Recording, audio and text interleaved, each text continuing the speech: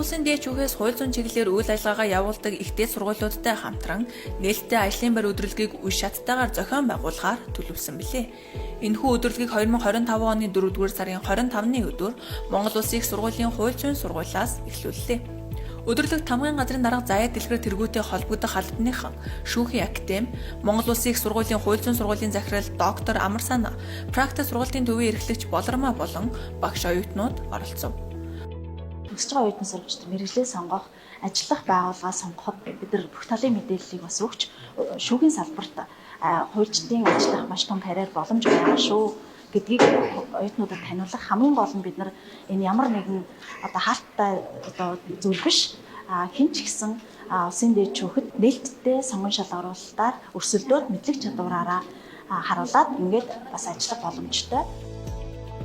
Өдөрлөгөө үеэр улсын дээд шүүхийн хүний нөөц сургалтын албаны дарга Бат Дэлгэр, шүүх хуралдааны нарийн бичгийн дарга, шүүгчийн судлаач туслах, шүүгчийн туслах шинжээчийн ажлын байрны чигүүрэг, цалин хөлс, эдгээр албан тушаалд ажиллахад тавигдах шаардлага, сул орон тоон томилогдсон ажиллах боломжийн талаар мэдээлэл өгөв.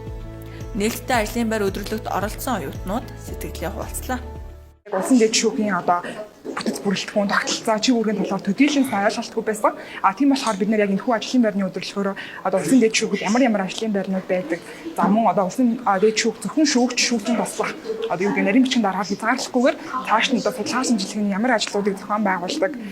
За мөн тамгын газрын чигүүргийн талаар илүү мэдэж энэ талаар ойлголттой болсондоо илүү баяртай байгаа. Өдөрлөг зохион байгуулснаа бол миний төсөөлөл өөрчлөгдөд тэмүүдэл зөндөө олон боломж байгаа юм байна гэдгийг ойлгож мэдсэн. Дээд шүүх гэдэг бол хууль хэвлэлийн эднэр байрлалыг хангах чиглэлтэй маш их том байгууллага юм байна гэдэг ийм бодол бидэнд байдаг. Харин улсын дээд шүүхээс сая ирээд ер нь танилцуулга хийхэд бол энд бол зөвхөн нэг ингээ хідэн шүүгчээр хязгаарлагдахгүй маш олон хүмүүс ингээ цаана ингээ ажиллаж идэг юм байна. Дээрэс нь маш олон төрлийн ингээ ажлын байрууд бас байдаг.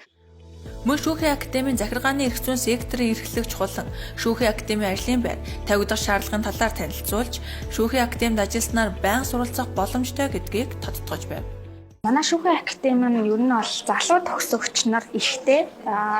Тэгээд ялангуяа яг дөнгөж сургуулаа төгсөөд орж ирж байгаа оюутнууд яг энэ судалгаа эрдэм шинжилгээний чиглэлээр өөрсдөө хөгжүүлэхэд бол маш тийм түлхэцтэй болохуйц тийм газар.